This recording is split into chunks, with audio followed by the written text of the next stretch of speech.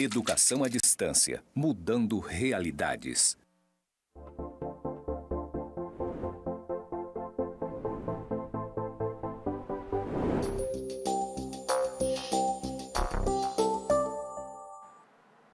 Olá, tudo bem?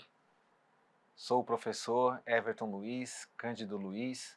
Essa é a disciplina Administração Financeira e Orçamentária. Eu vou iniciar pela minha audiodescrição. Sou homem, negro, meço 1,75 m, tenho olhos escuros. Estou usando um blazer azul, uma camiseta preta, calça cinza e um sapato marrom. Atrás de mim tem uma parede branca com pontos cinza, à minha esquerda uma parede branca escrito EAD Mudando Realidades. Vamos retomar nossa aula e hoje eu quero fazer uma recomendação para você, né? Eu deixei lá um vídeo do James Giacomoni falando de todo esse processo histórico, né, essa evolução do orçamento, tá? Assista, é um vídeo muito importante, uma fala muito boa de se ouvir, esclarecedora, um homem com profundo conhecimento em matéria de orçamento público, inclusive é o escritor, né, do livro que é a nossa referência básica na disciplina. Na aula de hoje iremos abordar então as técnicas orçamentárias, a evolução delas. Tá? Então nosso objetivo é descrever as técnicas orçamentárias. Então, até agora eu venho apresentando para vocês a evolução que passou o orçamento público. E a gente viu que a maioria das práticas, né, das inovações surgiram nos Estados Unidos. Esse quadro, ele resume, né, dentro de tudo que eu falei, todos os procedimentos, os elementos, os novos modelos colocados pelos Estados Unidos, começando aqui, né, pelo orçamento objeto, né, orçamento pelo objeto, com a função de controle, né, já numa fase mais avançada, o orçamento, então, ele é chamado por desempenho lá nos Estados Unidos, com o objetivo de atingir a eficiência e a economia, tá?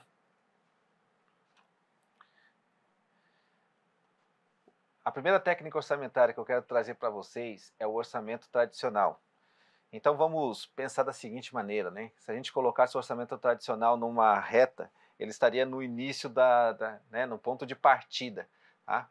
E o orçamento programa, certo? Como o atual final da nossa linha de chegada.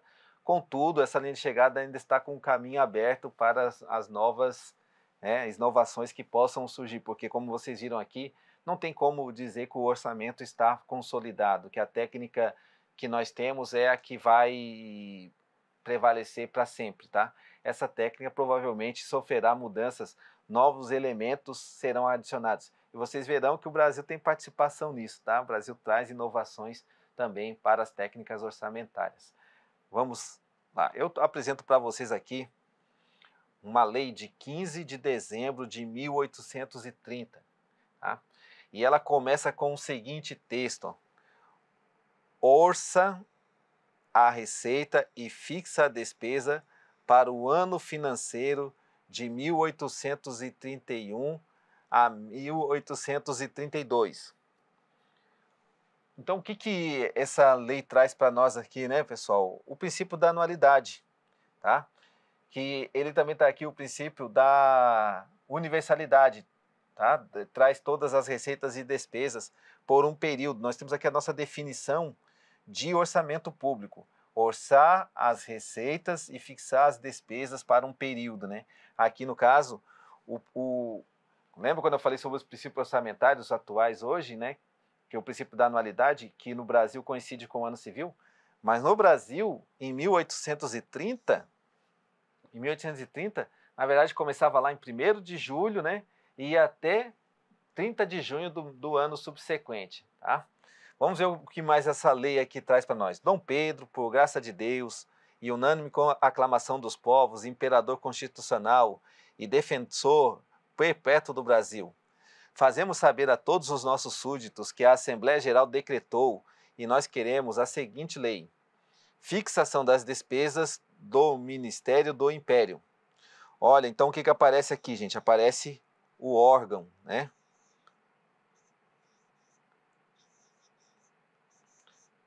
Eu trago essa lei aqui como um exemplo, né, de um orçamento-programa, tá? Então, a classificação do orçamento-programa é basicamente a classificar o órgão responsável pela despesa, né, ou pela receita, e o item, o objeto da receita ou da despesa, tá? Então, aí as despesas de cada uma das províncias, né, já expliquei para vocês a questão das províncias, né, são a divisão do território nacional em unidades que não têm tanta autonomia, tá? E o Ministério, então, do Império, né, nesse orçamento fez a seguinte fixação de despesa. Na província do Rio de Janeiro, com o Conselho de Estado e seu expediente, Secretaria dos Negócios do Império e seu expediente, e outras aplicações miúdas, 50 contos 809.300 réis. Tá? Então, gente, o que nós estamos vendo aqui nesse exemplo é o orçamento-programa, né, com a sua classificação por órgão e objeto, né, item de despesa. Então, aqui nós temos o órgão do Ministério do Império, e o objeto da despesa era o gasto com a mão de obra lá e o funcionamento, né? Então, o custeio daquela unidade subordinada ao Ministério do Império, tá? Vamos então seguir agora vendo um pouquinho mais sobre o orçamento tradicional. Falei aqui para vocês já, talvez vocês possam ter se esquecido, mas vamos reforçar. A origem do orçamento tradicional é em 1822, na Inglaterra, né? Quando o chanceler do erário apresentou as receitas e despesas ao parlamento. Quando eu estava trazendo a evolução do orçamento público, eu falei disso para vocês. Isso representou uma conquista do controle político, né, das finanças públicas. Então, o poder político, o poder representante do povo, pôde exercer controle sobre aquilo que o poder executivo iria gastar e iria cobrar das pessoas, tá? E inspirou a criação de sistemas orçamentários em outros países. Tá? Então, aqui é como se fosse a gênese, né, do nosso orçamento público. E aí as características desse tipo de orçamento tradicional. O foco é no controle político e não econômico, né? Então, a preocupação é o que o chefe do executivo está gastando dinheiro e não quanto nós estamos crescendo como país, né? Que o orçamento também público permite essa leitura, tá? Eu estou pensando assim, o que ele está gastando, o que ele está cobrando, de quem que ele está cobrando, tá? Então é um controle político, a principal característica. Nós vamos ter, então, que as receitas e despesas são copiadas de um ano para o outro, né, o que é chamado de incrementalismo. Inclusive, eu vou deixar algumas leituras para vocês sobre crítica ao orçamento incremental, tá? E utilizava classificações simples, que eu tentei aqui de uma forma demonstrar para vocês, né, de forma prática, trazendo a lei de 1830, para mostrar que lá no princípio, quando se usava ainda um tipo de orçamento tradicional, que a preocupação na lei orçamentária era de demonstrar o órgão e também o tipo de gasto que iria ser realizado, tá? Ainda reforçando sobre as características, a função principal do orçamento tradicional é controlar o executivo e manter o equilíbrio financeiro. Ou seja, o que é o equilíbrio financeiro? Uma palavra que é nova aqui na nossa apresentação. Que o país não vai gastar mais do que o que ele arrecada, que ele não vai orçar mais despesas do que aquilo que ele tem como expectativa captar de impostos, tá? Considerava a despesa pública um mal necessário. Olha só como é que se fala, um mal necessário, né? Então é um período que eles querem ter um controle rigoroso das ações do poder executivo. E era chamado, né, numa linguagem do direito, como uma lei de meios, pois listava apenas os recursos para executar tarefas sem se preocupar com o impacto econômico. Agora nós vamos falar agora um pouco, né, do orçamento-programa, que já é uma peça bem mais evoluída, né? E aí eu trago de novo um trecho da Lei Orçamentária Anual, agora do ano de 2025, e eu peguei exatamente um recorte aqui do Instituto Federal, né, para trazer para vocês. Então, ó, nós vamos ver que as classificações que aparecem, né? Nós vamos ter o órgão, gente. Lembra que apareceu também na outra? Mas nós vamos ter também a unidade orçamentária, E quando a gente fala de orçamento-programa, a gente está preocupado não somente com aquilo que quem é o setor do governo, qual é a unidade que vai gastar e em que, mas também quais são as ações que serão realizadas, as atividades, projetos, né, e metas que se pretende alcançar. Então nós vamos ver aqui, ó, que vai aparecer uma classificação programática, tá? Vai aparecer aqui uma atividade, porque as ações, tá? As ações, elas se dividem em 3 tipos, tá? Elas podem ser atividades, elas também podem ser operações, vou colocar aqui só a abreviatura operações, e também os projetos.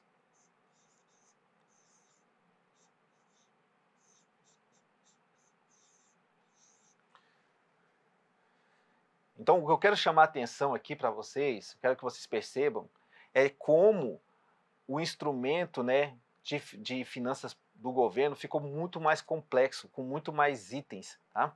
Então, não há uma preocupação no gasto, no órgão e no gasto que será realizado, mas identificar o órgão, identificar o gasto, identificar as metas que se tinham e também os resultados que alcançaram. Aqui nesse recorte que eu passo para vocês, não chega até o item de demonstrar, né, o controle ali, a transparência dos resultados, mas eu anotei, para que depois tenha compartilhado esse arquivo com vocês. Percebam lá que quando o IFO fala das capacitações dos seus servidores, ele tem como meta, no ano de 2025, capacitar 800 servidores. Tá? Preste bem atenção, o IFO quer capacitar 800 servidores, e para isso, eu vou arredondar aqui, ele está querendo gastar R$1.800.000 para fazer isso, certo? Então, o orçamento-programa, mais do que dizer o órgão e a função, aquilo que vai ser gasto, capacitação, ele quer saber quais são os resultados que se espera alcançar, porque depois esse orçamento precisa ser avaliado e ele precisa ser escrito de uma forma que tenha nele em elementos que possam permitir a mensuração de que se esses resultados foram alcançados ou não. E como é que a gente mede o resultado do nosso planejamento? É aquilo por isso que a gente fala que o orçamento-programa ele já vai ser moderno e vai ter uma integração do orçamento com os itens do planejamento. Né? Então, no planejamento, umas coisas que nós temos no planejamento de todas as organizações é os indicadores. O orçamento, então, agora vai também prever indicadores. São eles que vão permitir que a gente avalie se nós alcançamos o que esperávamos ou não. Então, agora vamos falar um pouquinho das características do orçamento-programa. É um instrumento de planejamento que organiza programas, projetos e atividades do governo. Define os objetivos, as metas, os gastos e os resultados esperados. Lembra que quando eu falei do orçamento tradicional, não falávamos qualquer coisa a respeito dos resultados esperados. Então, o orçamento-programa ele é uma evolução do orçamento tradicional, que também passando pelo orçamento de desempenho, que sofreu um aprimoramento e chegamos ao orçamento-programa. O orçamento-programa também foi desenvolvido, né, gente, pela ONU, tá? E oferecido para as nações, principalmente as subdesenvolvidas, para que eles pudessem organizar suas finanças, né, para que esses países não pudessem entrar em crise, mas tivessem um controle dos seus gastos, tá? O orçamento-programa, sua estrutura. Então, o orçamento-programa, ele integra o planejamento com o orçamento. Então, o orçamento-programa começa mesmo fora das suas peças, quando o governo eleito define as suas prioridades, tá? Aí sim ele vai, dentro das suas prioridades, vai criar os programas que vão constar dentro da peça orçamentária, os objetivos, os indicadores, tá? E cada dos indicadores vai gerar ações, né? As ações que é o coração do orçamento-programa, tá? É elas que vão permitir se a gente está alcançando os resultados que esperávamos ou não. Eles vão gerar produtos, tá? E vamos ter as metas, e para alcançar essas metas nós precisamos também dos insumos, que são os elementos que precisam ser comprados, pessoas que precisam ser contratadas. Por exemplo, para que a gente pudesse atingir essa nossa aula de forma inclusiva, né? Nós precisamos colocar como meta lá a inclusão e contratação das nossas intérpretes, né? Tá? Então, senão essa aula não poderia chegar ao público que a gente também deseja, tá? E aí, como eu falei para vocês, o orçamento, ele precisa agora, o orçamento, essa técnica, o orçamento programa, não é apenas descrever os itens que eu vou gastar, os programas, ações e resultados. Eu preciso avaliar, eu preciso medir, tá? Então, o executivo tem que prestar contas, tá? E ele é, então, avaliado quanto à eficiência, né? Quanto à eficiência é sobre a melhor relação entre o recurso utilizado e os resultados obtidos. Oxe, vamos pensar aqui numa forma, né? Como é que o orçamento ele pode ser eficiente? Imaginemos aqui, eu falei para vocês que o IFRO tinha uma meta de capacitar seus 800 servidores no ano de 2025, né, com um determinado valor. Uma forma do IFRO ser eficiente é ele realizar essa capacitação não gastando todo o valor. E como é que ele poderia fazer para não gastar todo o valor, 1.800.000? Ele poderia, ao invés de fazer cursos presenciais, realizar cursos à distância, né? Então, cursos online, né? Então, os servidores entrariam na plataforma. Isso evitaria gastos com diárias e passagens, que é um valor muito significativo quando a gente se fala em capacitações.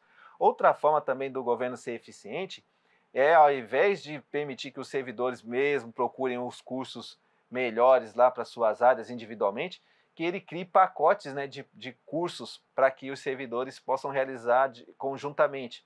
Isso diminuiria também os custos de cada curso, né, permitindo atingir a capacitação gastando bem menos do que cada um contratando o seu próprio curso, como acontece em alguns editais nossos.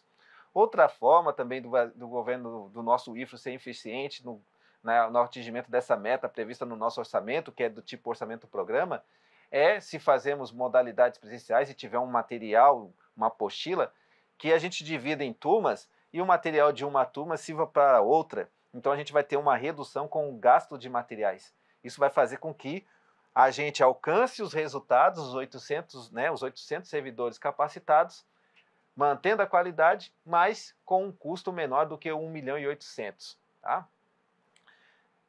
O orçamento também, programa, ele fala na avaliação quanto à eficácia. Então a eficácia não tem muito mistério, mas eu preciso explicar para de repente alguém que está tendo assim a primeira contato com essa palavra. A eficácia é se o IFRO que previu, né, atingir a capacitação de 800 servidores no ano de 2025 e atingir a capacitação de 800 servidores, ele foi eficaz. Aí você pode me perguntar assim, mas professor, se ele gastar mais do que 1.800.000, ele foi eficaz? Foi, por quê? A eficácia tem a ver com o atingimento da meta.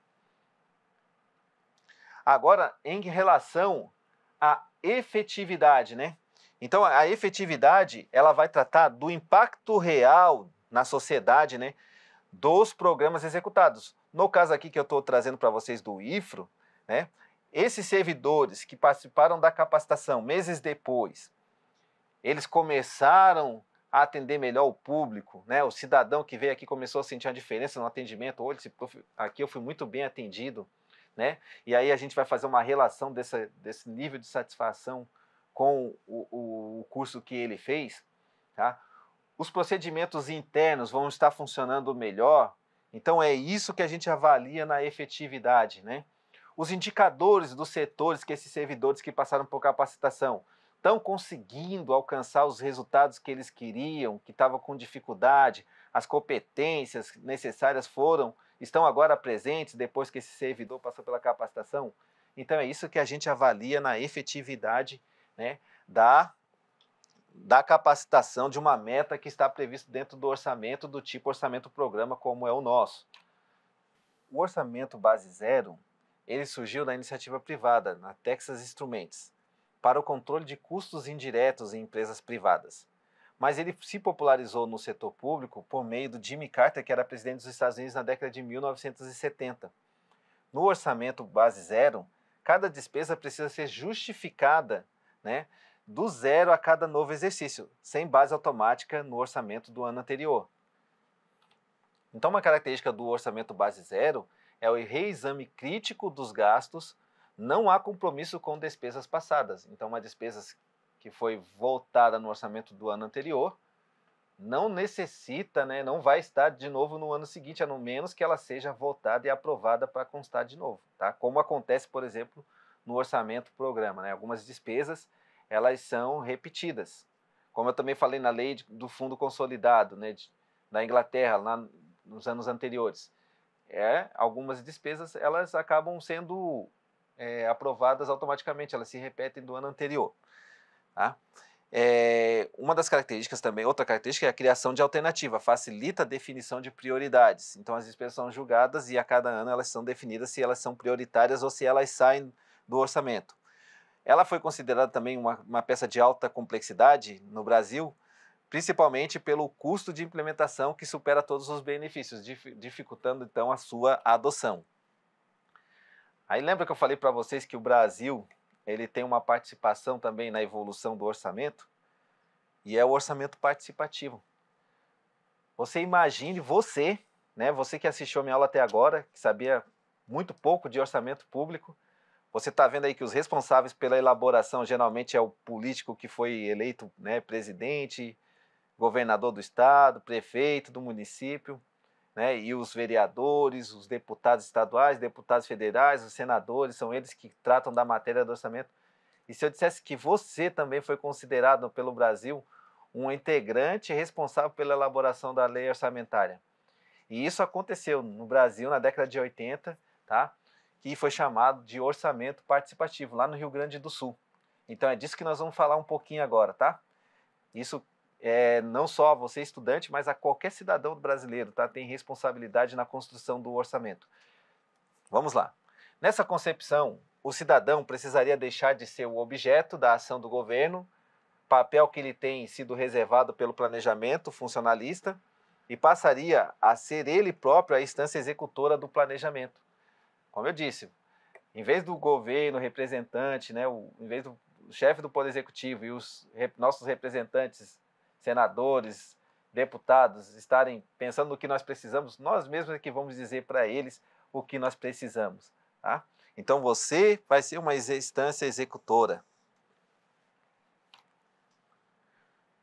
O orçamento participativo está previsto na Constituição no artigo 29, tá? No inciso 13, que são as leis de iniciativa popular e elas precisam de um apoio de pelo menos 5%. Tá bom? Então vamos imaginar uma cidade com 100 mil habitantes, pelo menos 5 mil habitantes têm que estar participando dessa construção das iniciativas de lei originada das pessoas. Tá? O orçamento participativo, a sociedade civil participa diretamente na definição das prioridades orçamentárias. Sabe aquela obra lá do teu bairro lá que está um tempão para acontecer? Então participe das audiências, tá? Leve, junte as pessoas e faça a reivindicação junto ao representante. É outra forma também da gente estar participando, tá? E esse tipo de instrumento orçamentário fortalece a democracia e aproxima a gestão pública das reais necessidades da população, né? Tem melhor forma de perguntar o que é prioridade para uma cidade do que para as pessoas que moram nela, das pessoas que convivem com o problema diário? Então, é isso que o orçamento participativo nos possibilita. Então, o orçamento participativo, as experiências anteriores, né, a sua importância é a democratização da gestão pública e amplia o controle social. Se você participa, né, você sabe o que foi decidido, você também tem como, e sabe que a obra pertence lá à sua localidade, ao interesse da sua comunidade, é muito mais fácil você saber que o governo deveria já estar fazendo, né? Ou em quanto tempo o governo teria que providenciar a execução dessa despesa. Tá? Os instrumentos para que aconteça o orçamento participativo são os conselhos, as associações e as audiências públicas, né? Eu preciso fazer um comentário, né? Aqui na nossa cidade de Porto Velho, eu pelo menos já morei em alguns bairros diferentes, eu estou pelo menos passando agora pelo terceiro bairro, né? Desde que eu cheguei no estado. E eu não lembro de uma associação convocando seus moradores para participar. Então, quais são os instrumentos da participação? Os conselhos, se eles não estão ativos, nós já estamos com um instrumento a menos, né? Então, Então nós precisamos participar, construir associações, deixar elas ativas, ter os representantes de bairro, tá? As associações, as audiências públicas acontecem, inclusive as audiências já aconteceram aqui no IFLA. Eu lembro que em 2018 nós tivemos, né, uma sessão da audiência pública do Orçamento Participativo Municipal acontecendo aqui dentro do nosso campus. Então, pessoas da sociedade, dos conselhos, né, conselhos específicos, vieram, né, vieram até a nossa instituição e a gente foi lá convidado a preencher quais seriam as obras, os gastos que seriam prioridades, né, os serviços que deveriam estar à disposição da população de Porto Velho, né, aqui no nosso auditório do IFLA, né, nós participamos de uma audiência. Então, quando tiver conhecimento dessas audiências, participe, façam as suas sugestões, faça seu apontamento, as iniciativas, né, todas as ações do Estado são ali apresentadas resumidamente. Questione, né, questione os servidores do setor administrativo, os servidores, né, que são do Poder Legislativo, a respeito das iniciativas que eles estão adotando, tá? As experiências bem-sucedidas e de destaque no país, gente, elas estão, né, com destaque para a experiência de Porto Alegre e também do Espírito Santo, tá? Então são assim, por isso que as experiências estão concentradas no Sul e no Sudeste, tá? Onde estão essas duas, né, essa cidade e esse estado, tá? Então, como é que eu posso participar, né, do orçamento participativo? Sugira emendas, né, orçamentárias ao seu vereador até setembro. Então, procure lá o vereador que vocês ajudaram a eleger, né? Apresente para ele, né, aquilo que é uma demanda da sua comunidade. Um dia desse eu estava olhando o Instagram e vi o Instagram de um deputado estadual e eles estavam lá junto com a sua equipe. Manda demanda, manda demanda. É isso, manda demanda, tá? Manda demanda lá para o seu representante no Poder Legislativo. Acompanhe as emendas dos seus deputados e senadores no Orçamento da União. É possível fazer isso, tá? Inclusive eu compartilho com vocês os links lá no ambiente virtual de aprendizagem, tá? Participe pelo portal e-Democracia da Câmara dos Deputados. Tá? Acompanhe os trabalhos da Comissão Mista de Orçamento também. O que nós tínhamos então para a nossa aula sobre técnicas orçamentárias era isso. Tá? Nós, além desse momento aqui das aulas gravadas, temos nossos encontros síncronos. Compareça às aulas e anote suas perguntas aí, quais são as dúvidas que ficaram, tá? E leve para a nossa aula do encontro síncrono, nós vamos conversar e tirar suas dúvidas. Até logo!